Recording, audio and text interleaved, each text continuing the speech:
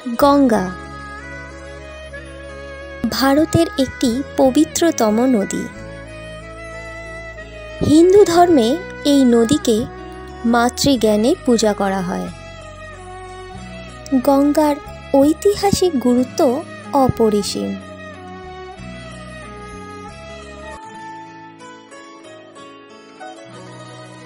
পুরাণ অনুসারে বিশ্বাস করা হয় মা গঙ্গা স্বর্গ, মর্ত্য ও পাতাল এই 3 লোকে প্রবাহিত হয়েছেন।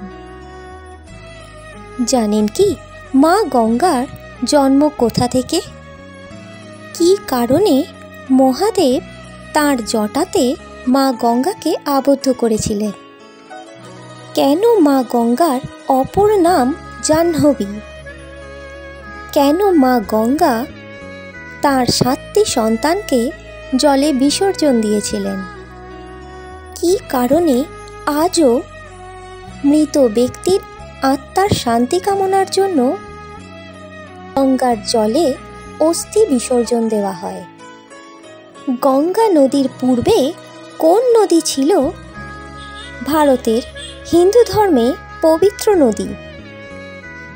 এই সব কিছু জানতে হলে ভিডিওটি শেষ পর্যন্ত দেখতে থাকুন।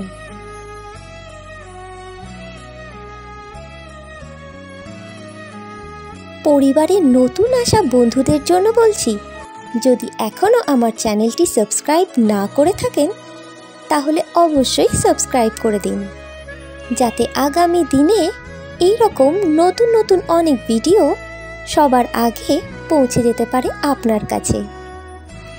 আর আমার সাবস্ক্রাইবার বন্ধুদের জানাই অসংখ্য ধন্যবাদ। এভাবেই আমার পাশে থাকুন।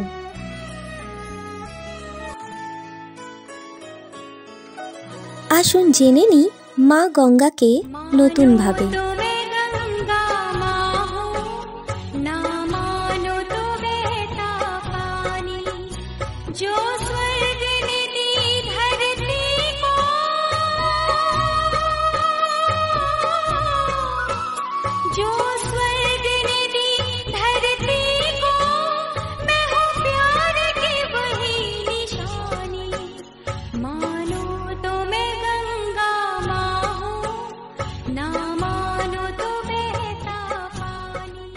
গঙ্গা একটি আন্তর্জাতিক পবিত্রতম নদী। হিন্দু ধর্মে মা গঙ্গা বিশেষ গুরুত্বপূর্ণ স্থানের অধিকারিণী। হিন্দুরা বিশ্বাস করেন গঙ্গায় স্নান করলে সমস্ত পাপ মুছে যায় এবং মুক্তি লাভ ঘটে। এই গঙ্গা নদীর দৈর্ঘ্য 2525 কিলোমিটার। পশ্চিম হিমালয়ের গঙ্গোত্রী হিমবাহের গোমুখ গুহা থেকে সৃষ্টি মা গঙ্গার। দক্ষিণ পূর্বে ভারত ও বাংলাদেশের মধ্য দিয়ে প্রবাহিত হয়ে বঙ্গোপসাগরে গিয়ে পড়েছে এই গঙ্গা নদী। বৈষ্ণব মতানুসারে প্রজাপতি ব্রহ্মা তাঁর কমণ্ডলুর জল দিয়ে সশ্রদ্ধ চিত্তে বিষ্ণুর পদ ধৌত করেছিলেন। সেই থেকেই গঙ্গার জন্ম। আর এই মতানুসারেই প্রজাপতি ব্রহ্মা মা গঙ্গাকে পবিত্র করে তাকে স্বর্গে উত্তীর্ণ করেছিলেন।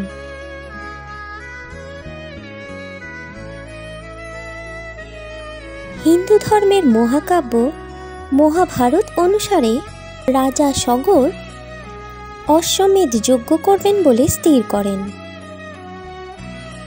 তিনি ছিলেন 60,000 পুত্রের জনক। রাজা সগর অশ্বমেধ যজ্ঞ করাতে ঈশ্বরান্বিত দেবরাজ ইন্দ্র যজ্ঞের পবিত্র ঘোড়া অপহরণ করেন। রাজা সগর তার 60,000 পুত্রকে অশ্বের অন্বেষণে প্রেরণ করেন। তারা পাতালে ধ্যানমগ্ন মহর্ষি কপিলের কাছে ঘোড়াটিকে দেখতে পান। মহর্ষিকে চোর সন্দেহ করে সগর রাজার সন্তানরা তার বহু বছরের ধ্যান ভঙ্গ করেন। ক্রুদ্ধ মহর্ষি দৃষ্টিপাত করা মাত্রই তার সন্তানরা ভস্ম হয়ে যান। সগর রাজার 60,000 সন্তানের আত্মা পরলৌকিক ক্রিয়ার অভাবে মুক্তি লাভ করেন না। বেশ কয়েক বছর এভাবে কেটে যাওয়ার পর এই সগর রাজার বংশধর রাজা দিলীপের পুত্র ভগীরথ তাদের আত্মার মুক্তি কামনার জন্য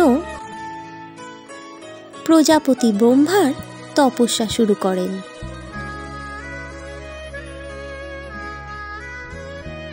তপস্যায় সন্তুষ্ট হয়ে প্রজাপতি ব্রহ্মা মা গঙ্গাকে মর্তে প্রবাহিত হয়ে সগর রাজার পুত্রদের আত্মার মুক্তিলাভের সহায়তা করার নির্দেশ দেন।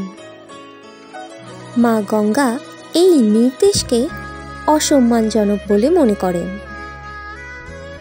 ক্রোধিত মা গঙ্গা তখন মর্তলোককে প্লাবিত করার ইচ্ছা প্রকাশ করেন। সেই সময় রাজা ভগীরথ মা গঙ্গার গতিরোধ করার জন্য মহাদেবের আরাধনা শুরু করেন। মহাদেব তার নিজের জটাজালে মা গঙ্গাকে আবদ্ধ করেন এবং ছোট ছোট ধারায় তাকে মুক্তি দেন। মহাদেবের স্পর্শে মা গঙ্গা আরও পবিত্র হয়ে ওঠেন।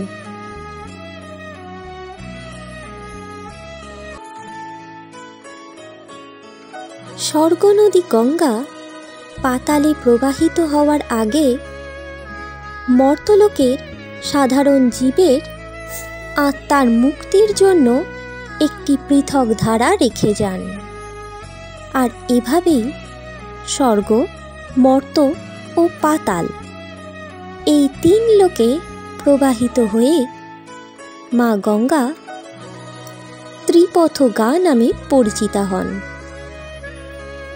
যেহেতু রাজা ভগীরথের কারণে মা গঙ্গা মর্তে অবতরণ করেছিলেন, সেই হেতু গঙ্গার অপর নাম ভাগীরথী।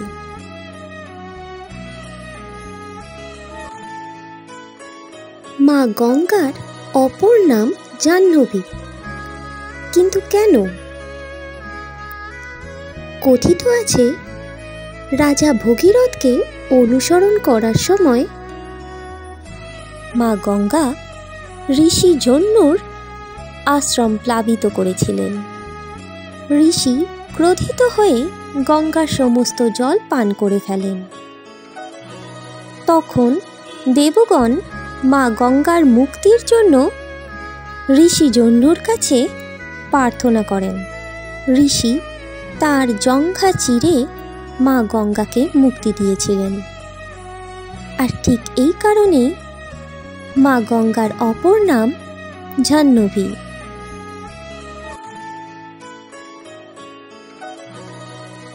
মা গঙ্গা কি কারণে তার 7 সন্তানকে জলে বিসর্জন দিয়েছিলেন? মহাভারত অনুসারে বশিষ্ঠ মুনির দ্বারা অভিশপ্ত হয়েছিলেন অষ্টবসুগণ। এর পরবর্তী সময়ে অভিশপ্ত বসুগণ মুক্তিলাভের আশায় মা গঙ্গার কাছে এসেছিলেন।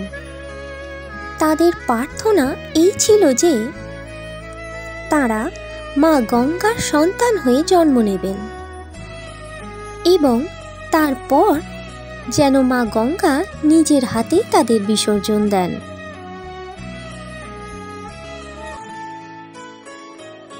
এভাবেই তারা অভিশপ্ত জীবন থেকে মুক্তি লাভ করবেন। একদিন মহারাজা শান্তনুর সাথে সাক্ষাৎ হয় মা গঙ্গার। দেবীর রূপে মুগ্ধ হন রাজা।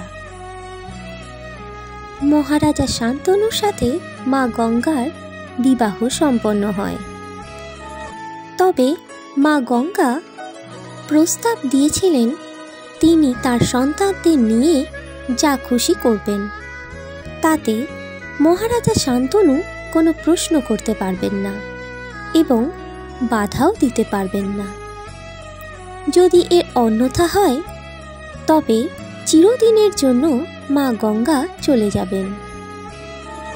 এরপর এক এক করে অভিশপ্ত অষ্টবসু জন্ম নেন মা গঙ্গার কাছে এবং মা গঙ্গা তাদের জলে বিসর্জন দিতে থাকেন। অষ্টম সন্তানকে বিসর্জন দেওয়ার সময় মহারাজা শান্তনু ক্রোধিত হন এবং বাধা দেন মা গঙ্গাকে। তখন মা গঙ্গা তার এই নৃশংস আচরণের কারণ মহারাজা শান্তনুকে জানান। কিন্তু মহারাজা শান্তনু যেহেতু প্রতিজ্ঞাচ্যুত হয়েছেন, তাই মা গঙ্গা তাকে চিরদিনের জন্য ছেড়ে চলে যান। মহারাজা শান্তনুর বাধা দেওয়ার কারণে অষ্টম সন্তানকে বিসর্জন দিতে পারেননি মা গঙ্গা, আর সেই সন্তানের নাম রাখা হয় দেবব্রত, যা মহাকাব্য মহাভারতের ইতিহাসে অমর হয়ে আছেন ভীষ্ম নামে।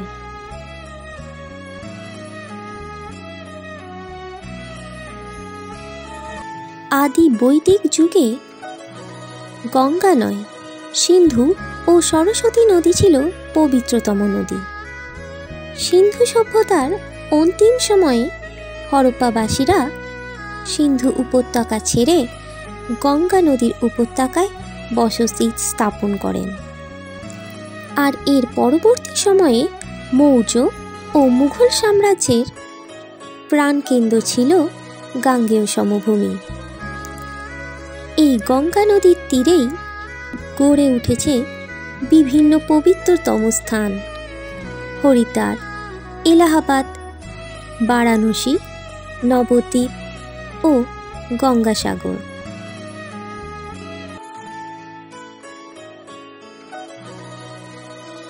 আমার এই ভিডিওটি কেমন লাগলো অবশ্যই জানাবেন। চ্যানেলটি সাবস্ক্রাইব করে পাশে থাকা বেল আইকনটি প্রেস করতে ভুলবেন না। ভালো থাকুন, ভালো রাখুন। জয় মা গঙ্গা।